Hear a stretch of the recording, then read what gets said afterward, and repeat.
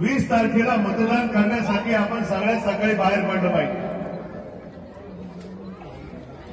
आघाडीला मतदान करताना आपण गेले 2-2.5-3 वर्ष संपूर्ण टीव्हीमध्ये बघितलंय की फक्त सत्ता टिकवण्यासाठी या महाराष्ट्राची धुळधाण या मंडळींनी कशी केली. एक 85 वर्षाचा तरुण ज्याचं नाव शरद पवार आहे तो संपूर्ण महाराष्ट्रामध्ये फिरतोय. तब्येत बरी नसताना तो माणूस फिरतोय. राहुल गांधी फिरतायत.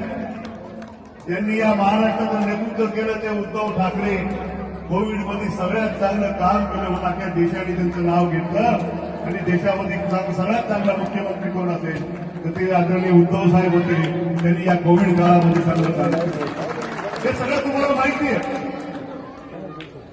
या राजकारणाचा चिखल या मंडळींनी कशा पद्धतीने केला त्याला कारणीभूत कोण आहे तर हा देवेंद्र फडणवीस या नावाने हा माणूस आहे हे लक्षात घेतलं पाहिजे.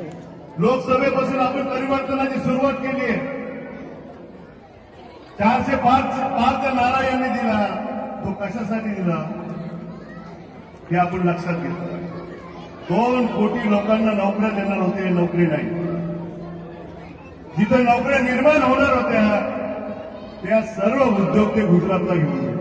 आणि याच्यासाठी आपल्याला आघाडीला मतदान करायचं. याच्यासाठी आपल्याला मतदान करायचं.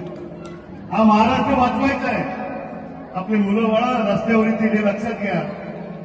अमित शहा हा माणूस त्या महाराष्ट्राला लुटायला निघाला. वेगवेगळ्या धर्मामध्ये तो भाषण करतो, लावतो कटेंगे तो कटेंगे. काही निवडणुकीची घोषणा आहे. त्या बाबासाहेबांच्या संविधानावर आपण चालतोय. हा देश चालतोय. अख्ख्या जगाने संविधानाचा आदर्श घेतलेला जगाने फक्त देशाने नाही घेतला. आणि म्हणून 405 ज्यांनी नारा दिला त्यांना आपण थांबवलं लोकसभेमध्ये. कुबड्याचं सरकार आहे. उद्या जर महाराष्ट्रामध्ये आघाडी सरकार आलं आणि येणार ही खात्री मला लक्षात घ्या. तर मोदी आणि अमित शहाचं सरकार गेल्याशिवाय राहणार नाही. मध्य नाशिकचं तर काय बोलायचं. बडी भाभी कोण काळ घरी फिरतीये तुमच्याकडे फिरली. 25 महिला होत्या. ती गाडीवर फिरत होती. गाडीवर बसून बाई लोकांना हात जोडत होती. महिला उन्हामध्ये फिरत होती. 10 वर्ष काय केलं. हा जाब विचारण्याची वेळ आहे. आणि म्हणून 20 तारखेला तुम्हाला कळकळीची विनंती करतो की मतदानाला पहिले बाहेर पडून मतदान करा. 1 नंबरचं बटन दाबा. मशाल ही निशाणी आहे आणि त्या मशालीला समोरचं बटन दाबून तुमच्या आशीर्वादाच्या रूपानं माझ्या सगळ्या लाडक्या बहिणी मला मतदान करतील. त्या महालक्ष्मी योजना म्हणजे 1,500पेक्षा 3,000 रुपये आपण वेगवेगळ्या योजना आणल्या आहे. आरोग्याची योजना आहे.